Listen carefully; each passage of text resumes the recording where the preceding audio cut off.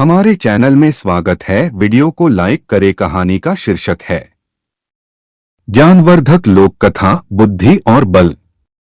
बहुत समय पहले की बात है। एक छोटा सा गांव था जहां लोग सादगी से जीवन जीते थे। उस गांव में दो मित्र रहते थे। एक था सोमू जो अत्यंत बलवान था और दूसरा था रमुआ जो कमजोर शरीर वाला किंतु अत्यंत बुद्धिमान था। दोनों बचपन से ही मित्र थे और हमेशा साथ रहते थे। एक बार गांव में भयंकर सूखा पड़ गया। खेत सूख गए, नदियां सूख गईं और लोगों के पास खाने को कुछ न बचा। गांव की पंचायत ने निर्णय लिया कि जो कोई भी जंगल पार करके सप्तसरोवर नामक नदी तक पहुंचकर पानी लाएगा उसे इनाम दिया जाएगा और गांव का उद्धारक माना जाएगा। सभी ग्रामीण डर गए क्योंकि सप्तसरोवर तक का रास्ता कठिन और खतरों से भरा हुआ था।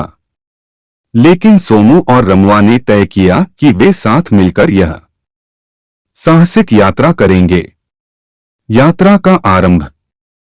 सुबह सुबह दोनों मित्र निकल पड़े। सोमू ने अपने बल पर भरोसा किया और रमुआ ने अपनी बुद्धि पर। रास्ते में उन्हें एक विशाल जंगल मिला जहां एक सिंह का निवास था। सिंह ने उन्हें रास्ता पार करने से मना कर दिया। सोमू ने गुस्से में आकर सिंह पर हमला कर दिया पर वह घायल हो गया। तभी रमुआ ने पास के वृक्ष से कुछ मधु टपकते देखा। उसने शहद से सिंह को आकर्षित किया और शांति से उसका ध्यान भटका दिया। सिंह खुश होकर चला गया। सोमू बोला, अगर तू न होता तो मैं मारा जाता। तेरी चतुराई ने मेरी जान बचाई। रमुआ मुस्कराया और बोला, मित्रता में बल और बुद्धि दोनों का महत्व है। भ्रम का वन। आगे चलकर वे एक अजीब जंगल में पहुंचे जहां सब रास्ते एक जैसे दिखते थे। लोग कहते थे कि वहां एक मायावी राक्षसी रहती है जो यात्रियों को भटकाकर खा जाती है। सोमू घबरा गया, लेकिन रमुआ ने आसपास के पेड़ों के निशान देखे और एक पत्थर से मार्ग चिन्ह बनाता गया। अचानक राक्षसी प्रकट हुई और बोली, जो मुझसे 3 प्रश्नों का उत्तर देगा वही आगे जा सकेगा, वरना मैं उसे खा जाऊंगी। राक्षसी ने पहला प्रश्न पूछा, सबसे बड़ी शक्ति क्या है? रमुआ ने उत्तर दिया, समझदारी, क्योंकि वही सही समय पर सही निर्णय कर सकती है। दूसरा प्रश्न था, सबसे बड़ा शत्रु कौन है? उत्तर मिला, अहंकार, क्योंकि वही विनाश का कारण बनता है। अंतिम प्रश्न था, सबसे बड़ा मित्र कौन? रमुआ बोला, सच्चा मित्र जो संकट में साथ दे। राक्षसी मुस्कुराई और बोली, तू बुद्धिमान है, जा, रास्ता खुला है। सप्तसरोवर की परीक्षा। आखिरकार वे सप्तसरोवर पहुंच गए, लेकिन वहां पानी एक जादुई पत्थर के नीचे दबा था।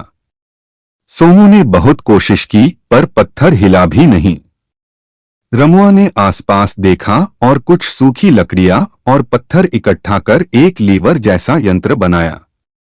दोनों ने मिलकर उसे खींचा और पत्थर हट गया। शुद्ध जल बाहर आया और दोनों ने पानी से अपनी मटकी भर ली। गांव में वापसी। दोनों मित्र गांव लौटे। गांव वालों ने उनका स्वागत किया। पंचायत ने उन्हें सम्मानित किया। गांव में जल आया और खेतों में हरियाली लौट आई। पंचायत प्रमुख ने सबके सामने कहा, यह केवल बल या केवल बुद्धि से संभव नहीं था। यह मित्रता, सहयोग और संतुलन का परिणाम है। नैतिक शिक्षा। यह लोक कथा हमें सिखाती है कि जीवन में केवल बल ही नहीं बल्कि बुद्धि और धैर्य की भी आवश्यकता होती है। जहां बल चूक जाए वहां बुद्धि रास्ता दिखाती है। और सबसे महत्वपूर्ण बात, सच्ची मित्रता में दोनों का मेल होता है। कहानी समाप्त। वीडियो देखने के लिए धन्यवाद।